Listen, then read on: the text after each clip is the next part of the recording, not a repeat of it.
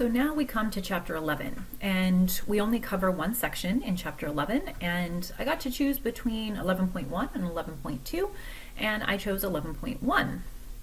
So 11.1 is called Goodness of Fit, and we're going to be doing some hypothesis testing to see how good our data fits some sort of expected distribution. So notice you have a definition there. It's a hypothesis test. We're going to be looking at a frequency distribution, which we saw way back from the beginning of the semester, and we just say, does it fit some claim distribution? So we take a look at an example here. Everyone's probably had M&Ms in their life, and maybe you've had seen those kind of really big bags of M&Ms. So let's say that M&Ms, the company that makes M&Ms, says this is the distribution of M&Ms in our plain M&Ms bag. And they say that there should be 23% blue M&Ms, 23% orange M&Ms, 15% M&Ms should be green, 12% red, 15% yellow, and 12% brown. Because you know, people like certain colors, right? You don't want a whole bag of brown M&Ms. Like, it doesn't matter, but people probably don't like it. So they're trying to, create like a visually pleasing bag of M&Ms.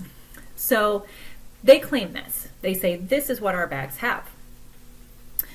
Now, you could then do a hypothesis test by taking bags of M&Ms and checking to see, do the bags that you have, like some random sample, does it have 23% blue M&Ms and 23% orange, and so on and so forth? And you could do a hypothesis test to see, does their claim distribution, those percentages, those proportions, do they fit the proportions that you got when you looked at a sample? And that's what a goodness of fit test would do. So the idea here is the null hypothesis is that it is in fact fitting their distribution that they say. So we could say that P, and one thing that is kind of helpful is I'm going to say proportion of blue is 0.23. I'm going to say proportion of orange is 0.23. So I'm changing everything into proportions here. Proportion of green is this. I think you see where I'm going with this. Proportion red, 1, 2. Proportion yellow, 15. And proportion, say, brown. Okay, so that would be the null hypothesis, is that these proportions are equal to what M&M says. Now, for the alternative, it's just that at least one of them doesn't fit that claim proportion. Because if at least one of them doesn't, then the other ones may not as well, right? There might be some weird distribution going on. So typically the way the book says it is at least one of the, and they use the word, the book will use the word probabilities, basically the probability that you have a brown M&M or a red M&M. Probabilities is different. Okay. And that's from some sort of claimed distribution, what they say. So you can see this is the first time we've had an alternative hypothesis that's a little bit wordier, and as well our null hypothesis is quite big as well, but that's what it's required for the goodness of fit, because you're actually looking at a distribution, so there's kind of multiple things happening. Don't worry though, the test is not anything too crazy. Okay. So the two numbers that come into play for goodness of fit are expected counts and observed counts. So let's say, I'm going to start with observed. So you get a bag of M&Ms and let's say it has 100 M&Ms in it, just making it nice. You would then observe how many are red, how many are brown, how many are green, how many are yellow, and so on and so forth. Those would be your observed counts. You observed how many of each color. Now your expected counts would be, well, if the distribution is 23% blue and 23% orange, like that, then you would need to multiply those numbers times 100 to see how many would you expect to get out of a bag of 100 of each color if it was going to follow the expected counts and expected percentages, probabilities from the claim distribution. So in the case of what we just did with the M&Ms, that's actually situation number 2. So the expected counts are equal. You're not going to have the same number of blue and orange and green and red and yellow and brown because there's different percentages there. So in order to find the expected counts, you just multiply how many times that percentage or proportion, however you want to call it, in order to get how many, and we'll show an example of that. Now, it's actually easier if all the expected counts are equal. So for example, if the M&M's company just decided we're going to put the same number of M&Ms of each color in every single bag.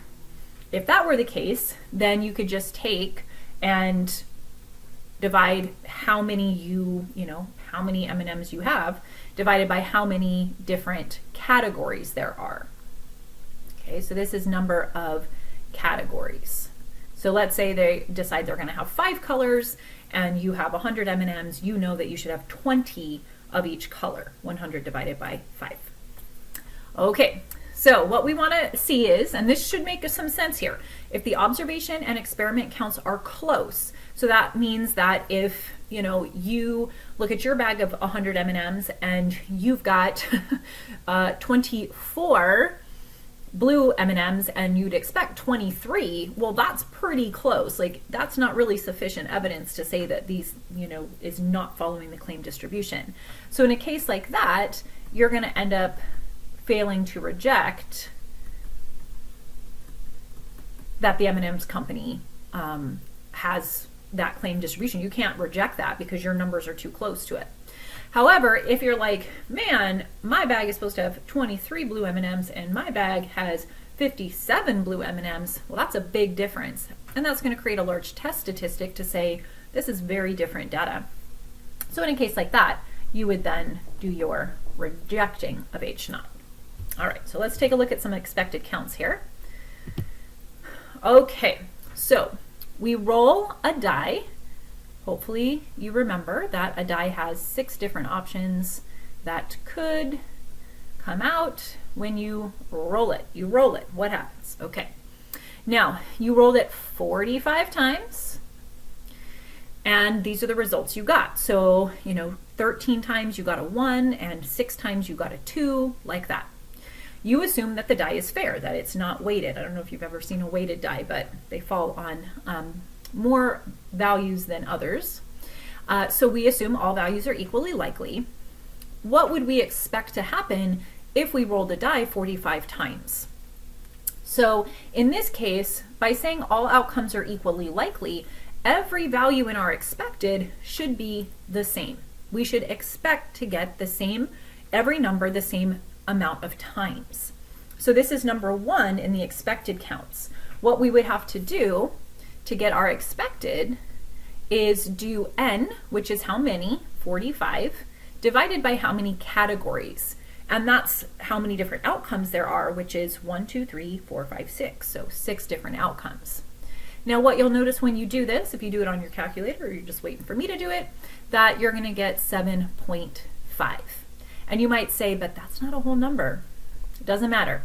That's what you would expect. Very similar to like the idea of a mean or something where, we don't always get a whole number, but that doesn't mean it wouldn't be like an expected outcome. So we get 7.5, that's fine, that's how we leave it. Don't worry about it. And then we would do a hypothesis test on that. So we'd say, okay, well, 13's kind of far from 7.5, 6 is closer to 7.5, oh, but then there's a 12. Well, the 9 is closer, that 3 is not so close, and that 2 is not so close. And so the hypothesis test would just say, is it enough evidence to say maybe something's wrong with this die? Like, are those numbers, the difference between expected and observed, is it big? Okay, so now we've got John, he works at a theater, 1,000 seats. So notice we've got this number, 1,000 seats. And there's 5 different entrances. So you should use your entrance that's on your ticket. So if it says you should go through entrance A and B, then 30% of people should be going through those. 20% should be going through C. D and E should each have 10% of the guests. A and B each have 30. And so that should make 100% of all the tickets. So the expected frequency is going to be different because different entrances have different percents. So to start you off, the first one would be that 30% of people should be using entrance A. So that observed line is just what they observed, how many people they observed going through the different entrances. Now they would expect, you can see 1,000 times 30% is 300. So there's actually 98 more people that went through entrance A, and maybe they're like, why did that happen? That's too many, it causes a backlash, blah, blah, blah. And so there's a reason that they might want to know that that's a big difference. But is it enough evidence? So we find all the expected counts, which again are related to how different, well, the expected counts are simply the total number times the percentage. So for C and C was 20. So these are pretty nice multiplication here. And you can see you should get adding up to 1,000. So you don't actually have to write all of them if they have the same percentage, but you can see if you add that all together, you're going to get 1,000. And so again, the goodness of fit is just saying how good do those two numbers fit? Like how close are they? And you still need enough evidence to support that it's different if it's not the same. But those are the two situations you can have, either equally likely, or you could have that it follows some claim distribution, and then you have to do the multiplication there to get your expected counts. Okay. So in order to do the goodness of fit test, you've got how many categories. So for M&Ms, it was like 6 different colors. For the dice, it was 6 different numbers that were possible. The entrances, there were 5 different entrances. So those are your categories. Your expected counts coming depending on your situation. You do want to have randomly selected data. You want it to be, the frequency counts, how many of something. And you want the expected frequency to be at least 5. That's something to be able to use the idea of the different distributions that we use to find our answer. So our hypotheses are one of two things. This is what you're going to write if all your outcomes are equally likely. You can just say all of these things should be, all these proportions should be equal. And then at least one of the probabilities is different from the others. That would be, if you have at least one thing that's very far apart, your test statistic will show that. This was the M&Ms one here. This is when all outcomes are not equally likely. You have the different claimed distribution. And so you're going to see some different numbers there. That's like I said, the M&M. And your alternative, at least one of the probabilities, is different from what they claim. You're still going to have some sort of level of significance. That's always the case. It's still a hypothesis test. It's still a hypothesis test. And then here's your test statistic. So notice the test statistic is, okay, well, there's a couple things happening. First, let me talk about it here. So this is pronounced chi. This is chi. And specifically, it's chi-squared because there's a square on it. So the test statistic here is called chi-squared. And of course, when we use it, because we're comparing it to a value in the table, we could say chi-squared star, which just tells us that that's our test statistic. Now, all you do is you take every observed value, you subtract it from the expected, and you square it, and then you divide it by the expected. And then you do that for every one of your categories. And then you add all those values together. That's the sum. Add them all together. So if you have 6 categories, you'll have 6 numbers to add together. Do notice that because the expected value is always going to be positive, and that numerator with it being squared is always going to be positive, this number is always going to be positive. You're never going to have a negative test statistic. And so this test is always going to be right-tailed. Mm-hmm. Okay. Then what we're going to do is we are going to we're going to be using the critical value method here.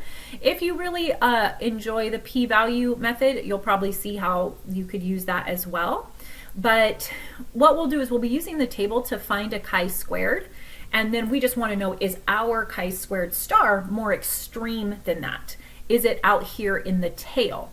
And if our chi-squared is farther out than if our chi-squared star is farther out than our chi-squared, then we have the ability to reject our H naught. So we'll be using that. In the table, it uses the idea of degrees of freedom, which is just the number of categories minus 1. So this is a new table, new exciting table. It's our last table, actually. And it is the chi-squared distribution. So notice it's giving you the critical value. It gives you the value that you need so that you can find out if your chi-squared star is more extreme. So it requires degrees of freedom, again, just k minus 1. And then along the top, it's just the area to the right of the critical value. So what that's going to do for us is, first off, very good hint, you're not going to use the first half of this table. You're only going to use the second half with the smaller numbers at the top, because this table can be used for other hypothesis testing that we don't do. So for our hypothesis testing, goodness of fit, we're only over here on the right-hand side. And then along the top there, you've got some different values, which are going to be your alpha, whatever your significance level is. So with significance level and your degrees of freedom, you'll be able to find your chi-squared. So most students do quite well with this hypothesis test. It's fairly straightforward. Okay, and then the last thing before we start doing some examples of this would be just like, there's a little thing here that is from the book, which is helpful, but it basically is just reminding you, if your two values are, if your observed and your expected values are very close, you're going to get a chi-squared that sits in here. This is going to be your chi-squared star. The thing from your table is going to be right here, and you're going to say, man, my chi-squared star is not nearly extreme enough. It does not sit out in that tail. The probability of what I got happening by chance is very likely. So we would fail to reject. So as long as your test statistic, your chi-squared star, I'll just change this one here, sits out here, your chi-squared starts right there. Basically, it sits right there, and then is your chi-squared star farther out in the tail. Then you're going to reject H naught. And that's going to tell you that your expected and observed values are far apart. So they really, that supports your alternative. Now we can do some of this on the calculator. It is called the goodness of fit test, chi-squared. And you'd have to put your observed in one column and your expected in another column. And if you do that, then your calculator can do this test for you. So it's a way to try that out. And let's do a couple examples.